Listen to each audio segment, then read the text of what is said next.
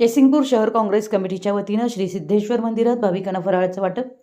श्रावण महिन्यातील दुसऱ्या सोमवारनिमित्त जयसिंगपूर शहर काँग्रेस कमिटीच्या वतीनं श्री सिद्धेश्वर मंदिरात सुमारे 3300 भाविकांना शाबू खिचडी व केळी अशा फराळाचं वाटप करण्यात आलं।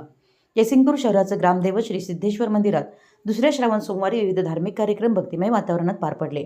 पहाटेपासूनच शहरासह परिसरातील हजारो भाविकांनी श्री सिद्धेश्वर महाराजांचं मनोभावे दर्शन घेतलं।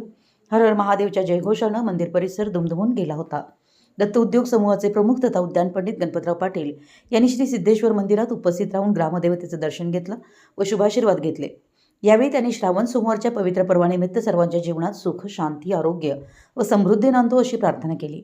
या उपक्रमाबद्दल सिद्धेश्वर देवस्थान ट्रस्टच्या वतीनं काँग्रेस पदाधिकाऱ्यांचा सत्कार करण्यात आला। सिद्धेश्वर मंदिर प्रांगणात काँग्रेसचे ज्येष्ठ नेते उद्यान पंडित गणपतराव पाटील दादा यांच्या हस्ते भाविकांना फराळाचं वाटप करण्यात आलं।